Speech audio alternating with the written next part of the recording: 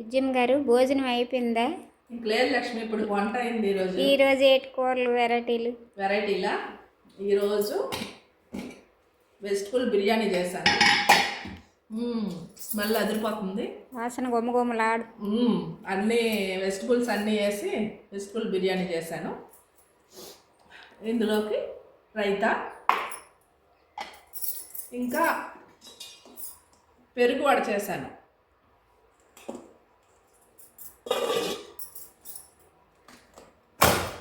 ఇంకా కొద్దిగా రైస్ పెట్టాను. ఏమో బిర్యానీ తినేసి కొంచెం పెరుగన్నం తినకపోతే భోజనం చేసినట్టు ఉండదు కదా. కొద్దిగా ఇందులో తాగడానికి వేడి నీళ్ళు, శీతాకాలం వచ్చింది కదా, చల్ల నీళ్ళు పడట్లేదు, అందుకు తాగడానికి వేడి నీళ్ళు పెట్టుకున్నాం. వేడి నీళ్ళు తాగుతున్నా, ఇంకా జలుబులు దెబ్బలు దంచుతున్నాయి. బిర్యానీ టేస్ట్ చూద్దాం ఎలా ఉందో.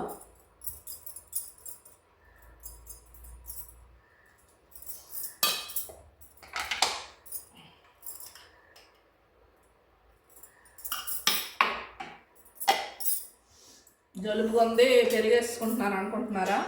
ఫ్రిడ్జ్లో పెట్టలేదండి, అందుకే పెరుగు బయట ఉంచేస్తాను. రెండు వడ బాగా పెరుగు పీల్చుకొని సూపర్గా వచ్చింది. మా ఇంట్లో అయితే కొత్తిమీర వాడినా కదండి, కానీ మా వారు లేరండి, అందుకు కొత్తిమీర వేసాను. కొత్తిమీర వేస్తే ఆయన తినండి.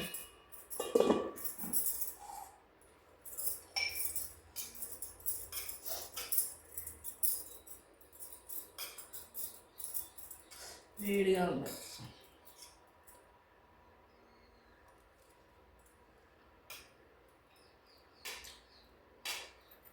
అదిరిపోయిందండి టేస్ట్.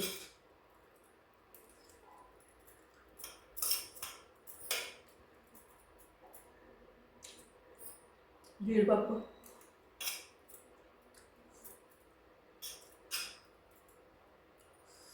సోయా చంక్స్ అండి.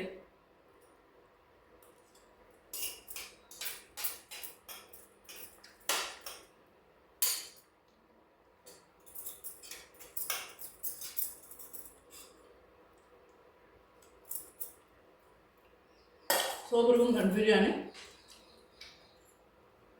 రెసిపీ తీసాను, పెడతాను, నచ్చితే చూడండి, ట్రై చేయండి. ఇప్పుడు వడ తిందామండి, పెరుగు వడ.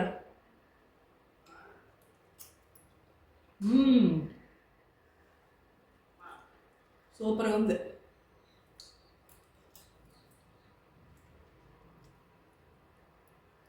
బాగుందండి.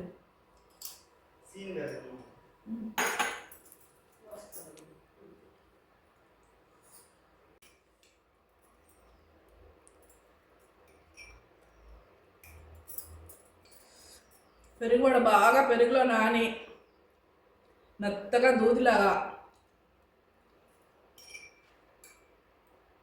అలా నోట్లో పెట్టుకుంటే అలా వెళ్ళిపోతుంది కిందకి, అంత బాగుంది.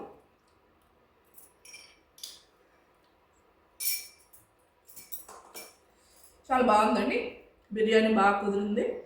పెరుగు వడ కూడా చాలా బాగుంది. నా వీడియోస్ నచ్చితే లైక్ చేయండి, నా ఛానల్ సబ్స్క్రైబ్ చేసుకోండి.